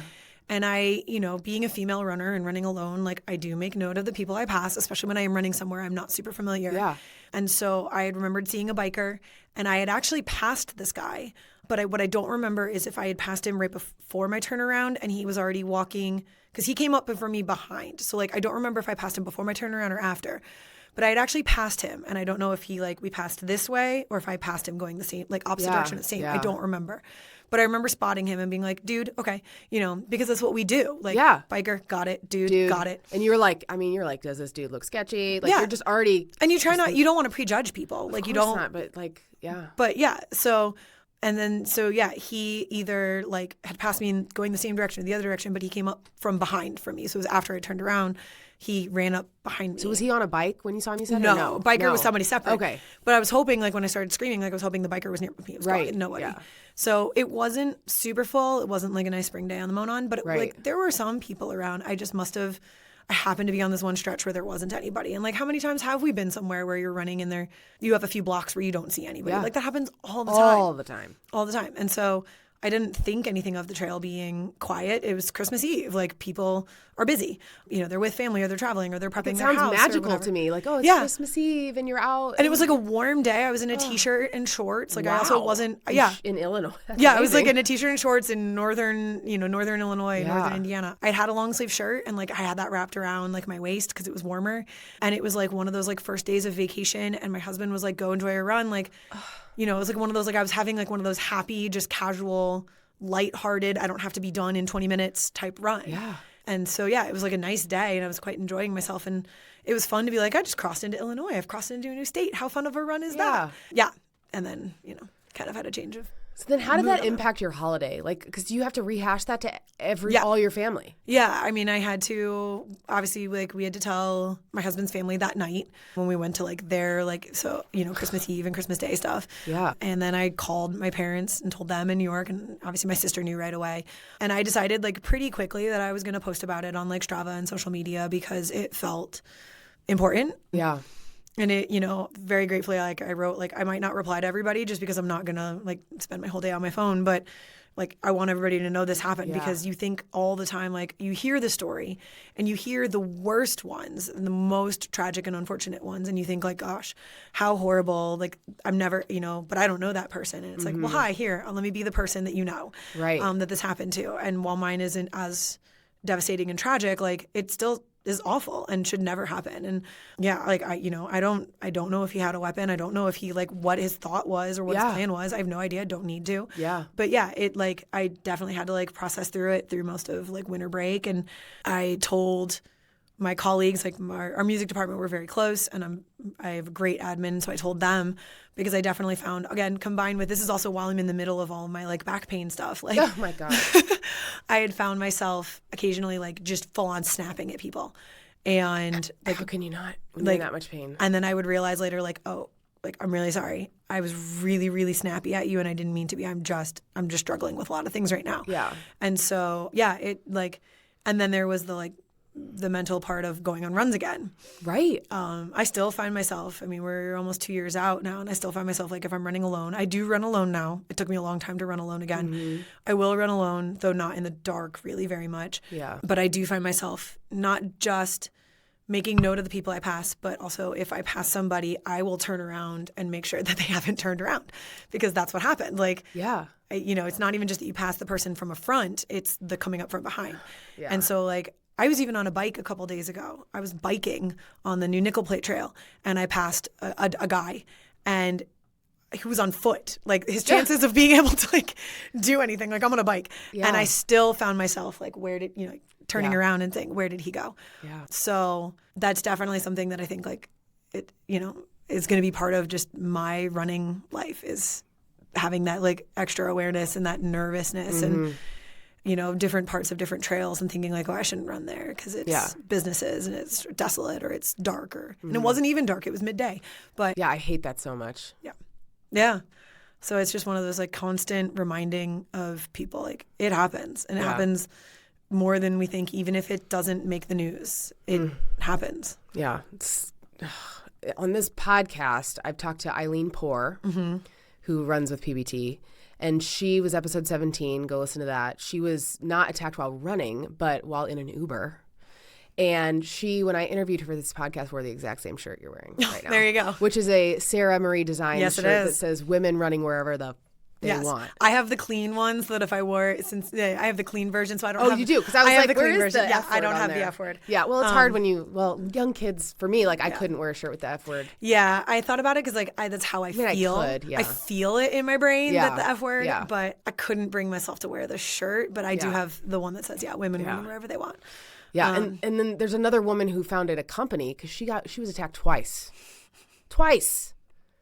Completely different places, scenarios. And so she started a company called Running Mate, which is like Uber for runner safety. So it's like if you're somewhere where you're traveling, especially, you could say, like, hey, I need somebody to come run with me. Interesting. Just, because that decreases the likelihood if you're with somebody. But yeah, anyway, I just hate that it has to be. This is what it is. This is what it is. Oh, yeah. I mean, and, even before that, like, how many times have I been, like, honked at or catcalled while out running? I once had, like, a guy, I was running just in my neighborhood, and I had, like, a car, like, circle the block to pass me again and, like, slow down the second time, and you're just like, ugh, you're like, what's going to happen? Yeah. And I think about it, like, I'll run in the mornings with some friends, like, we'll go out in the mornings, and we'll pass, like, a man who's running with, like, no Knox gear, no headlamp, just by themselves. And I'm like, first of all, you make me nervous. Yeah. And second of all, like, what privilege. How lucky for you that you feel safe, like, just running in the dark by yourself, no lights, no. Right. Just, how great for you. Because I will never do that again. Totally. Like, yeah. So half of my listeners are men. Yeah. Ish. And so it's like, guys, Just listen to that. Just try to understand that while you feel safe, like it helps so much if you like make us like also tell us you're freaking there. Yep. God, the other day I was running an electric bike. A kid on an electric bike flew by me and I almost shit my pants. Yeah. So it's just like you have to just be self-aware and understand how you can make women feel a lot better by making sure your presence is known, by wearing gear that shows light that up you're in the dark. there. Yeah, making your presence known, especially if you're coming up behind somebody and passing them, like just an on the left or coming by you. Right. Is helpful. Super helpful. Yeah. Yeah. And don't honk at people. My husband thinks it's funny to honk and wave. And I'm like, honey, no, actually, it's like, can be really scary. Yeah. Because you're like, oh my gosh, like what? Yeah. You know? Oh, yeah, absolutely. I instantly think like I did something wrong. Right. Or that somebody's like mad at me. Yeah. Somebody, it's like, that's not funny. And I know that like my husband and several of the other guys, when it comes to like PPT workouts, like they try and make sure warm-ups or cool-downs, if it's dark, that they're with, like they like are around the women, or like every woman is accounted for and stuff. Yeah, that's or great. has somebody to run with. And I appreciate that a lot. And it's hard because I feel like a lot of our, the guys who might be listening, the men listening to your podcast, they are the type of person who wouldn't ever find themselves doing something like that. Right. But it's little things, like I said, like when I pass like a dude just totally in the dark by themselves, no lights, no nothing, I'm like, who are you? Sorry, I'm keeping that. Like, who are you and how do you do this? And it does freak us out. Like, so, even though most of the people who are the perpetrators of these horrific attacks, like they're not runners. Like the guy wasn't a runner. He was just walking. I don't know what he was walking to or from. Don't care, don't need to know. But like, he was just out on, like he was walking. So it wasn't like he was like a runner who attacked me. It just was a dude. And like, it's hard because we feel like we're doing all this stuff as women and we're doing all of this stuff. And a lot of the men in our lives are doing the right thing, but it is other people who aren't in this world, in this sphere, that are doing these stupid, horrible things. But looking out. Offering to run with women in your lives, even if it is too slow. Right. Whatever. Man, you've been through a lot. Yeah. Yeah, it's been a lot. The last few years have been a lot. Like, I'm so glad to talk to you, like on your super comeback. Yes, this is the big comeback for sure. Yeah, I'm excited for it. I'm so happy for you that you've very positive. Yeah, it was like on my 38th birthday last year. I was like 37. Literally and figuratively tried to kill me like multiple times. Like it was awful. And I'm not trying to be like hyperbolic about it, but like it was a really, really hard year. And so I was like, everybody's like, you okay getting like another year older? And I was like, grateful, happy. Yeah, thank the Lord that this year is over. Goodness, I have made it to 38 because it was dicey at times. And so, wow. Yeah. So happy to move forward. Jesus. Yeah. Well, we've probably been talking for over 90 minutes. Wow. Yeah. So I have to ask you the last questions. All right. So 2 questions. Okay. The first one is, what is your running mantra and or song? Okay, so mantra, and I told myself this all the time during Detroit, especially because I was in a lot of pain, even though I was running Detroit, which was, you train to do this, you want to do this, you get to do this. And it wasn't, I know a lot of people have like the you get to do this, but it was adding like you wanted this and you trained for this. Like you have done this work, you have put in the work. Yeah. So I told myself a lot during Detroit, you train to do this, you want to do this, you get to do this. I like that a lot. And it was just that nice, happy, like repetitive phrase. Songs, there's too many. Music in me is like a very, good point, right? I mean, I listen to a lot of different things. I don't listen to classical while I run. That'd be very strange. But I mean, I guess you could. I think people could, yeah. I listen to a lot of musicals. I'm actually I listen to a lot of podcasts or like audibles. Yeah, so same. I don't really have like a mantra song necessarily because I just think, I don't know. So the mantra is like. Favorite musical-ish. I know that's mean. Okay, can I give you like a top 5? Yeah, go. Okay, Newsies. Okay. Sweeney Todd, Demon Barber, Fleet Street. I'm probably going to put Hamilton in there. The last 5 years, this is where I start to get stuck. And if my sister listens to this, she's going to be screaming one at me that I'm not thinking of right now. I don't know. Probably Once on This Island. Okay. I don't know any. You're going to like. That's okay. I know Hamilton, but I haven't seen it live. And I couldn't, the movie couldn't do it for me. Yeah. I need to see it live. I know that I do. One of my biggest humble brags ever is that my sister and I saw it with the original Broadway cast. That's a pretty good humble brag. It's pretty good. That's life-changing. Yeah. Yeah. That's cool. It was incredible. I'm jealous of that. Yeah. I just need to see it in general. Yeah. Yeah. Okay. And then next, finish line and or milestone, which feels kind of mean to ask you. No, in the because it's midst one of I'm your like recovery. very excited because I mean, it's going to be different, but it's huge redemption for me, which is Chicago 2025. I am running the Chicago Marathon. Detroit, so Chicago, it's not quite as strict standards as Boston, but Chicago does have automatic qualifiers by age. And so my 338 in Detroit qualified me for 2024 Chicago because it was 340 at the time. I don't know what it is now. So I had an automatic qualifier for Chicago, so I didn't have to go through the same lottery. So I took it, but then with all the pain and all of the issues, everybody was like, you should get surgery. And I was like, well, but I have like Chicago. I have to run Chicago. I'll do it after Chicago. Yeah. And somebody, I forget who it was like, well, if you have an automatic qualifier, you can defer for a year. And I was like, done. Oh, well, that changes things. And then I did the math on the whole Boston thing where I would qualify if I ran Chicago in 2025. I would qualify for Boston as a 40-year-old instead of as a 38 or whatever, 39-year-old. So then that made that decision easy. So I deferred 2024 to 2025. So I have to run it this year. So I'm running Chicago in October. I think my training starts next week officially. Okay. Somewhere in that, we're in early June right now. So somewhere in that like mid-June range, I'll actually start my actual build. I'm not looking to PR or BQ. I haven't really tested my legs yet, and I haven't run anything more than about 7 miles. Yeah. So I'm just looking to have a finish that feels dignified. Because I run with so many fast people and I know how fast they're going to finish, I want to make sure like they're not halfway down I-65 while I'm crossing the finish line. I don't want to make my husband sit around for that many hours. And no knock to anybody. Like all marathons, like if you finish a marathon, you are an incredible human being, and like no knock to anything at all. Yeah. But everybody has their own standards for themselves and or their own like goals for themselves. And my goal is not to have a PR, but my goal is to have a finish that for me feels, like I said, like in that range of I've worked for it and I'm not just party pacing it. And if I do end up party pacing, fine. Like I'll still be proud of myself for finishing a marathon after everything. Yeah. But so Chicago 2025, that is the next. That's awesome. That's the next one. Oh, I can't wait to cheer you on. Now my coach will listen to this and she's going to be like, I wish she would have told me that this fall would have been a BQ window for me. Because in my head, I was like, I can't do that till next fall. I'm like 99% sure. I hope I haven't been telling everybody the wrong thing. Well, I don't know. I'm not an expert. I'm like nearly certain it's your age on Boston race day. I think that's true. But I didn't think about it in the right year. Yeah. So I do think you're right. And so I'm running the Marine Corps Marathon this fall, which is October 26th with Ainsley's Angels. So I'm pushing somebody. So for me, it's like all about giving somebody else 100%. The experience and not about time. But I told my coach, I was like, train me like I'm still trying to improve. Yeah. But I'm not going to run a race for time. And I still feel really good about that. Maybe but you can find something in like February. You can go do like Houston or something. Yeah, that'd be cool. My husband would kill me.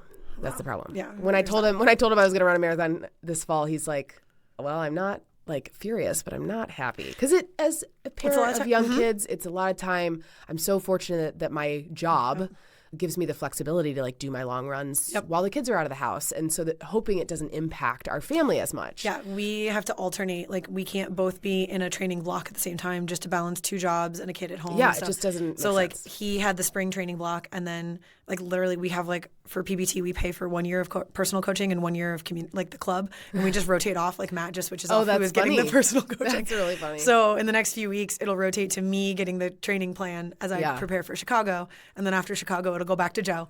And eventually, when Noah's older, like we might be able to both do a block at the same time, but we just can't right now. Right. I understand. Yeah. Yeah. Well, I'm borrowing a stroller from a friend to practice pushing. Oh, yeah. So I've got to start. I'm going to start putting hopefully my 4-year-old will sit in a stroller again. But I'm assuming if I give her an iPad, she will. Yeah. So anyway, I could talk to you all day. This has been so much fun. Well, thanks. Thank you for doing this with me. Yeah. And I'm just so happy for you. Thanks. And thank you to everybody who's listened. Yes, thank you. It's awesome. Happy running. You too. Yay.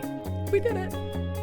If you enjoyed this episode of Finish Lines and Milestones from Sandy Boy Productions, please, you know the drill by now. Go share with your friends, rate if you haven't already, or submit a review, or all of the above. The only way more people hear about this show is with your help. So thank you so much again for listening, and hope to have you back next week.